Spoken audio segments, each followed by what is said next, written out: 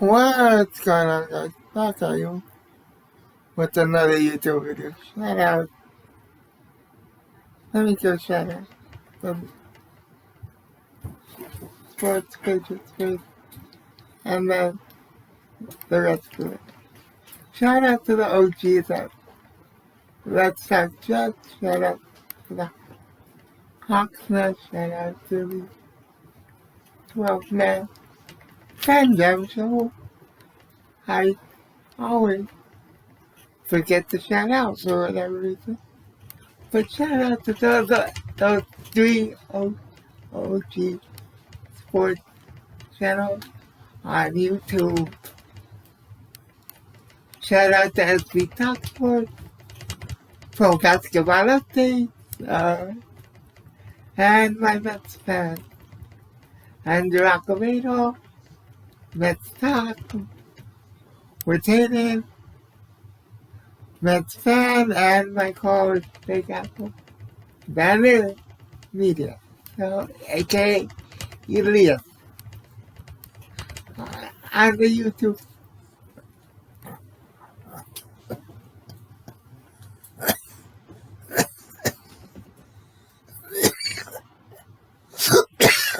Excuse me. On the regular YouTube site. Shout out to Casino for Life.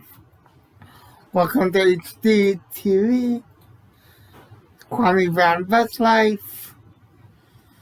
Self Talk. Who did it this time? C-Pen for the win. Ticket TV and Detroit basketball. Now I'm mentioning Detroit basketball.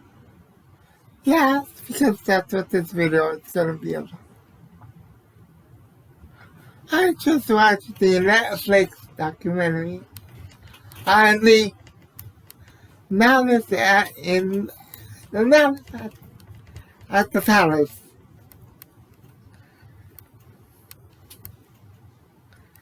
For those of you who don't know what that was, look it up. But I think most of us know what that is.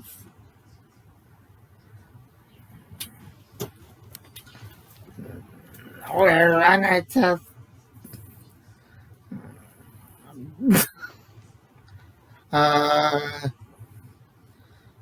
lost control and went in the stands, and other players followed, trying to get him out, and then everything went chaotic after that.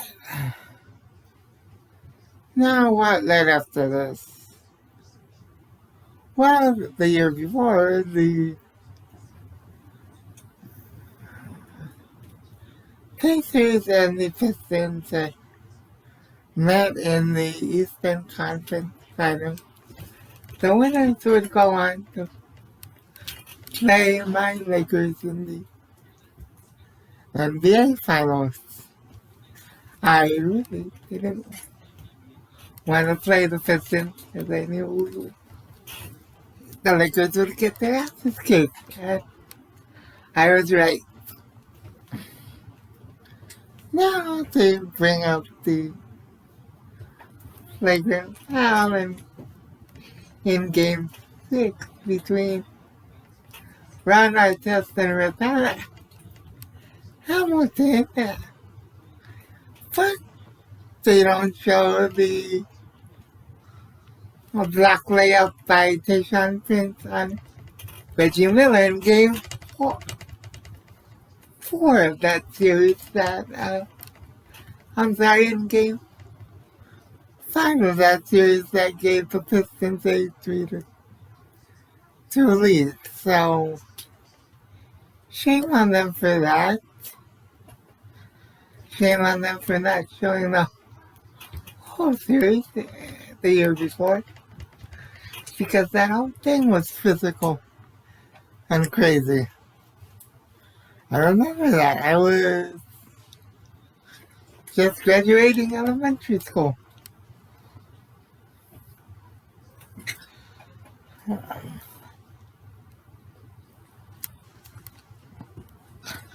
start to show how they brought in Jermaine O'Neal, Ron Artest, then my favorite clown, Steven Jackson, to help Reggie Miller win a ring before he retires. Now, Steven Jackson is an idiot who contradicts himself a couple of times in this documentary, but I'm not going to get into that. I'm going to get into what actually happened. That started this whole thing.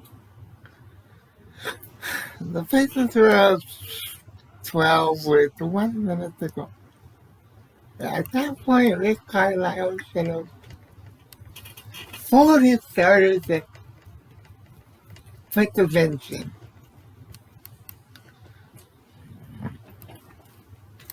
Instead, he let his starters in. Ron Artest pushes Ben Wallace in the back late. Not an extremely dirty foul, but Ben Wallace took exception to it because he had just unfortunately lost his brother a couple of days before, so he was emotional during the whole game. That pushed him over the edge for whatever reason. I get it. I'm not mad at him about it. So then he pushes Ron Artest and shoves his wig back. Pushes his wig back. And I mean all the way back.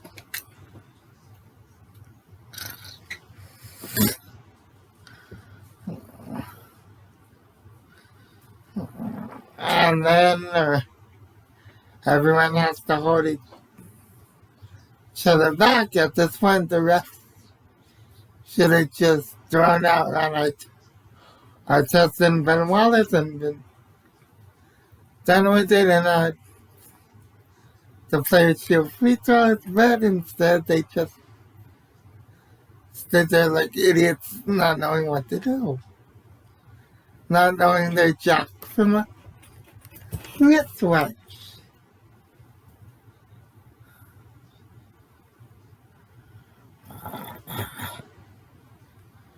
So they're partially to blame.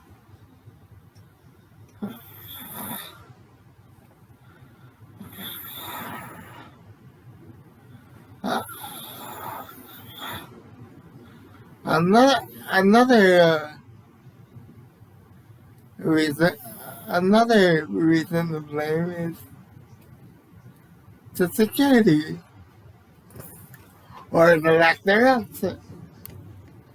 I should say. Because once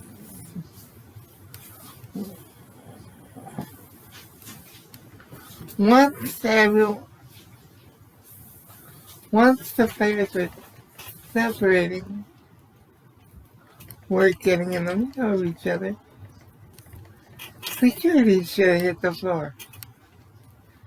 That didn't happen. I wonder why. I really do wonder why. That's not a rhetorical question.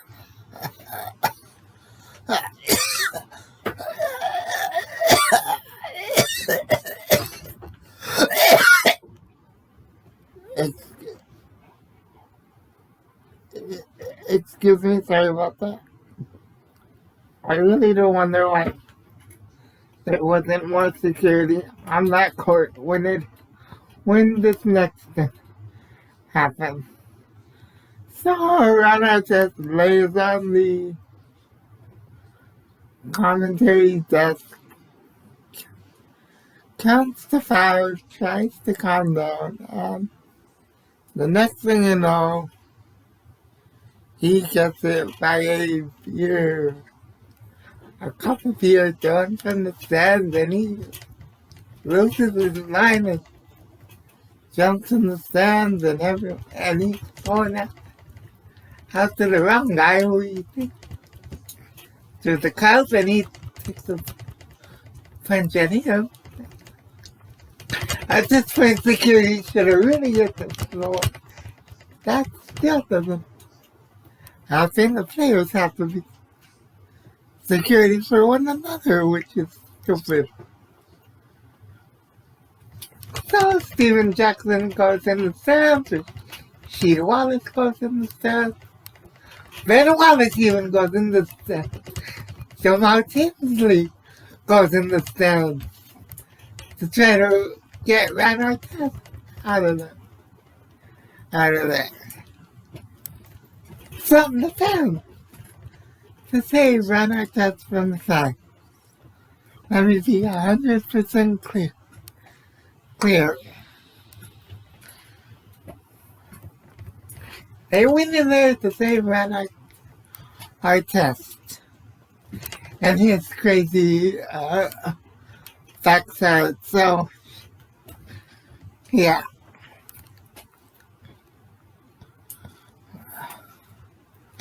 Because he had just snapped. Because he has mental issues, and yeah, I'm not going to get into that. But he just has mental issues. I'll get into that in a minute, because I actually met Ron Artest when he became a Laker. But, anyway, players go in there, get Ron Artest, get him out, and then all of a sudden, fans get on the court. Two fans in particular get on the court. I should have taken notes. One guy with the name of Dan, who they were going to take away his season tickets after the game anyway, because he had been acting a drunk fool. So he gets in around our test face, squares up, Ron Artest hits him with a jab. Jermaine O'Neal comes in from behind. Thankfully, slips on beer and barely hits him. If he had really connected, the guy would be dead right now. And that's just me being honest. If Jermaine O'Neal had really connected, that fan would not be living right now. Oh, yeah.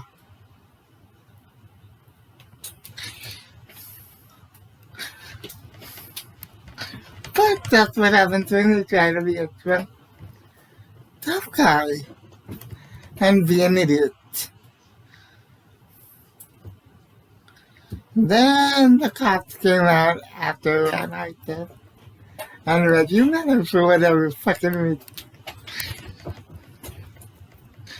And everyone was outnumbered 20,000 to, I'd say 3 cops, 15 players, on both teams. I'd say 33 to 20,000. Yeah, good luck with that, idiots. I'm calling the security idiots and the fans. Not the players, the security and the fans. That we're acting like idiots.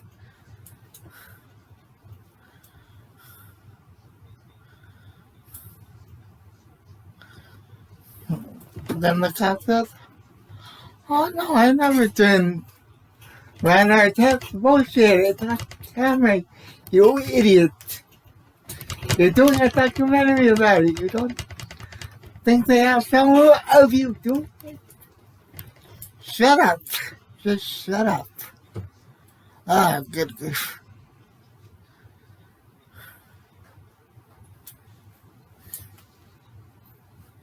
That cop can just shut up forever. in my opinion. Then they have fans throwing chairs at Jermaine O'Neal as he tries to get in the tunnel. Jermaine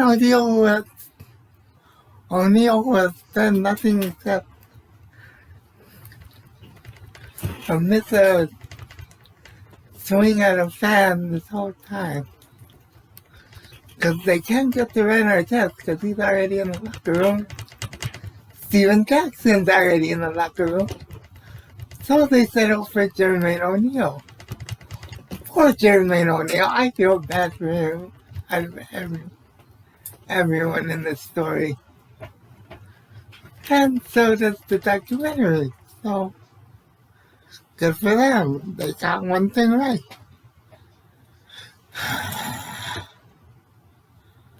Hold on, I'm gonna pause this. I'll be back in a second.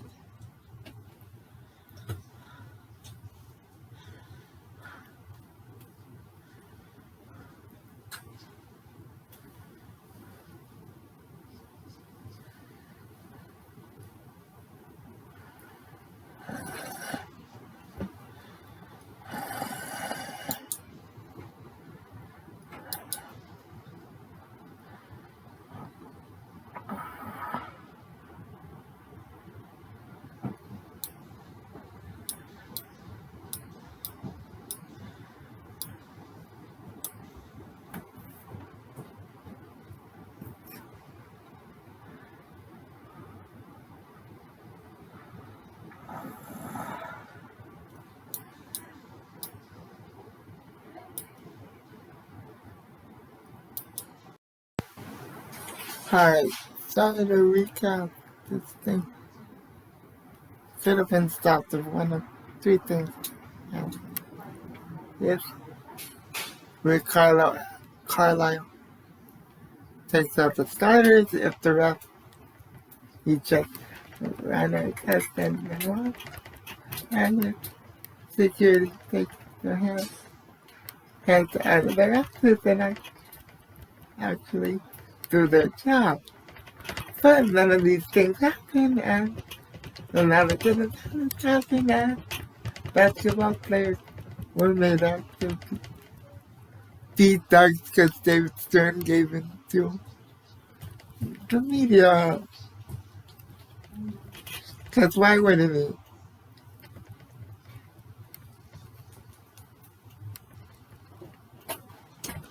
So, with that being said,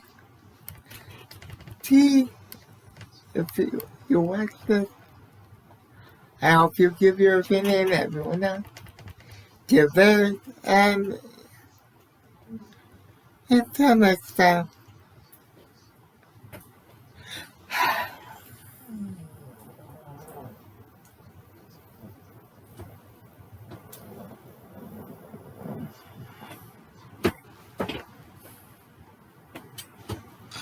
God first, God bless, stay safe, have a good rest of your day, and I'm out. Peace.